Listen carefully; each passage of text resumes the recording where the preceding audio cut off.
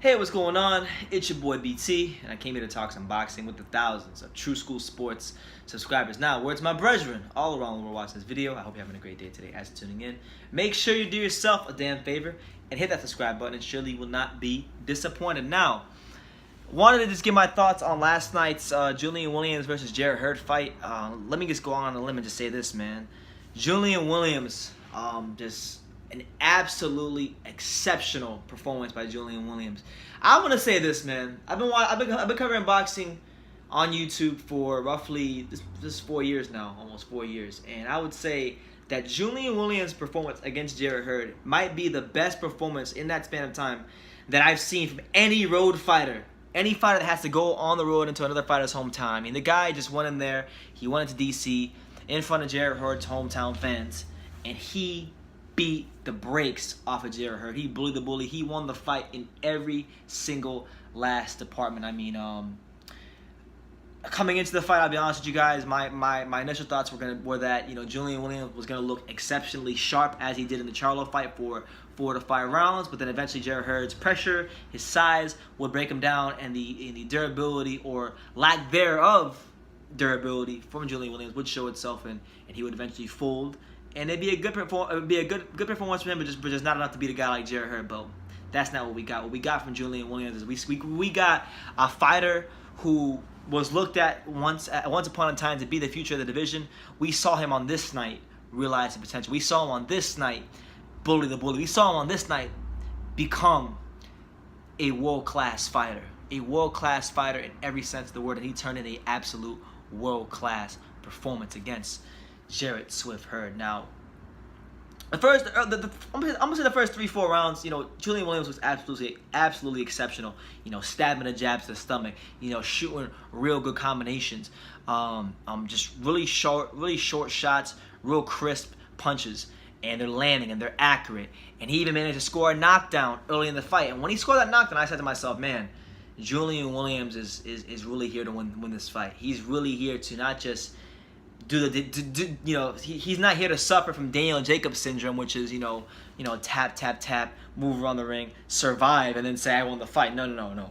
He came to fight the unified champion, and not to take the belts, but snatch the belts.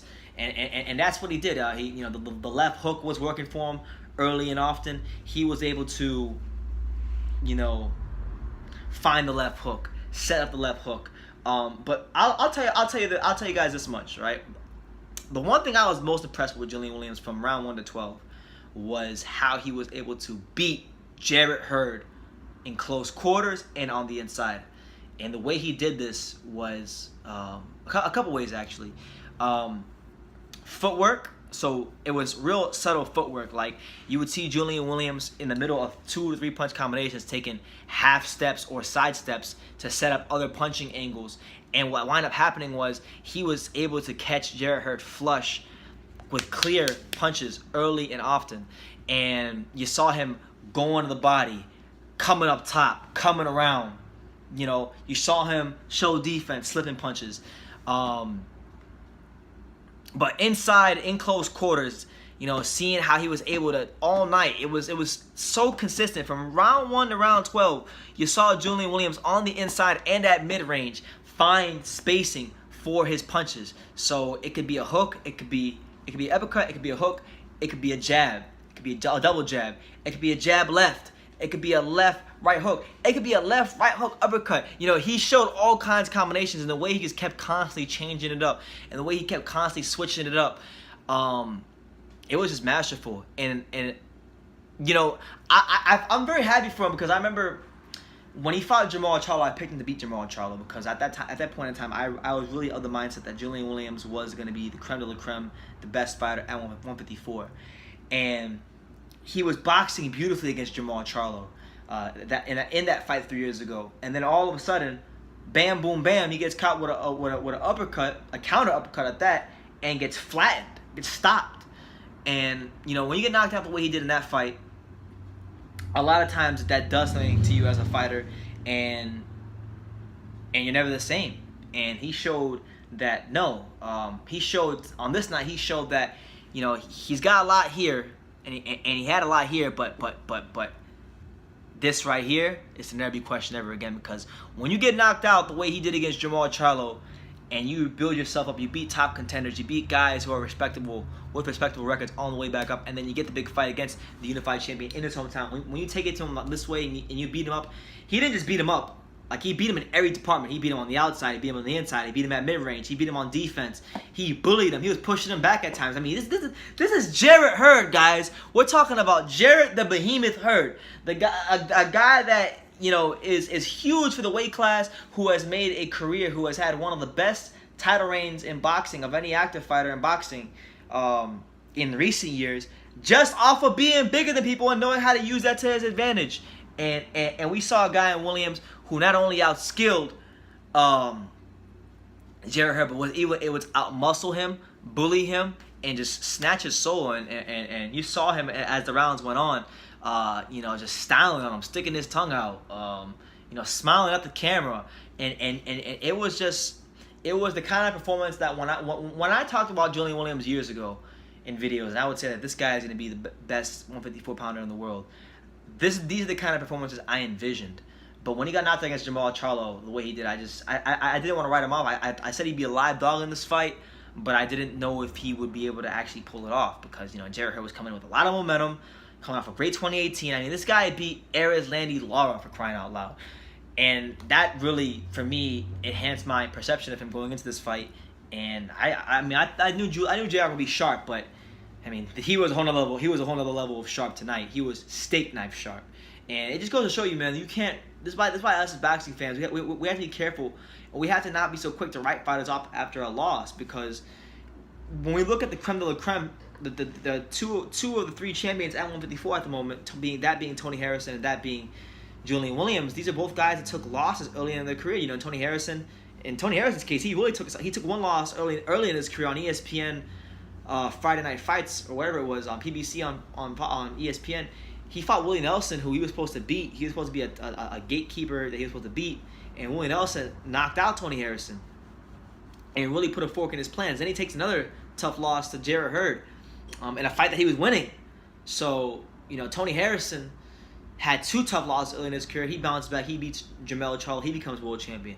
Julian Williams, you know, it gets put in a big fight early in his career against Jermall Charlo, gets knocked out, and people wrote him off. People slagged him off, and they said he wasn't nothing. And on this night, he fought one of the best and most respected champions in all of boxing, and he made him look like an average, you know, subpar fighter. And I'm over the moon for him. I'm happy for him, because this is and you saw him when he got the decision. You saw Julian Williams. You saw how much it meant to him. You saw how he cried. He couldn't stop crying, because he made a lot of sacrifices in his camp. He left Philly and went to California, which something for him was a big deal, because he's never done that before.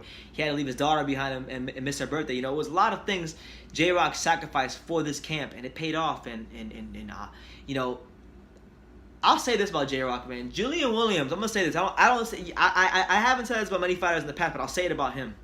He's one of the only fighters in all of boxing who can make the basics and the basic subtleties of boxing look exciting. And you're going to say, what do you mean by that, BT? Well, I'll explain to you what I mean. Julian Williams, when he was on the inside at mid-range with Jarrett Hurd, he'd be shoulder to shoulder with him. You know, sometimes he'd go, bah! He would just come. He'd be here, shoulder to shoulder. His shoulder would be really loose. He would just shoot an uppercut. So, bam! Uppercut. You see Jarrett Hurd's head snap back. All right? And then he would take a step to the right, and then come here or come here. And, you know, a lot of guys are subtly really good fighters, but they don't have the punching, they don't have the hand speed or combination punching of Julian Williams, so it don't look as exciting. But with J-Rock, he can take those subtleties, and it sets up the exciting parts, which is the combinations, the hand speed, the punch placement. And I really just enjoyed his performance. I'll even say I haven't enjoyed anybody's performance that much all this year. It was really that good of a performance, and if you haven't watched that fight, I would highly advise you to go do so. So he's in a great position now, where he's now all of a sudden he goes from a guy who was a once promising fighter, but you know, people have wrote him off, to now being a unified champion. And that's boxing. You can go from 0 to hero in one fight, and that's life. You can go to 0 to hero at any moment in life. Just as quickly as things went bad for you, they can go good for you. You know, that's life, and that's boxing. So now he's looking at potentially either a Jarrett Hurd rematch, or fighting the winner of Charlo versus Harrison. Personally, I want to see him fight. If Tony Harrison wins, I want to see him fight Tony Harrison. I think it'd be a great fight between two of America's more skilled fighters at the moment. You know, two of America's more skilled world champions at the moment in Julian Williams, Tony Harrison, and those two guys who have done it the tough way, man. You know, coming off some bad losses, tough losses in their career, and bounce back from it. So it goes to show you, you can't condemn or write fighters off or say they suck after a loss. And Julian Williams is a great proof of that. But just overall, an outstanding performance. And Philadelphia, Philly, you got another world champion in Julian Williams, and I'd be proud of him if I was from Philly. And I'm just happy for him as a boxing fan, because he really is one of boxing's good guys and a hell of a fighter. So yeah, leave your comments down below. Julian Williams versus Jarrett Hurd. What do you make of it? Where does Hurd go from here? You know, I think for him, this is a wake-up call for him that he needs to refine and start putting some more tools in his tool bag, because he ran into a fighter who could handle his size, and it wasn't enough just to be big and know how to fight in that way. You know, be the big black Antonio Margarito. No. You need to have some defense and a jab, and you need to put some more tools in that toolbox. So this is probably a good thing for Jarrett Hurd. Might be the best thing that ever happened to him in his whole career. We'll see what happens with him moving forward. But yeah, leave your comments down below. Hit that like button. Make sure you subscribe. Like I say in every single one of these videos, you can love me or you can hate me, but I'm just a kid from Daniel. So until next time, take care, guys.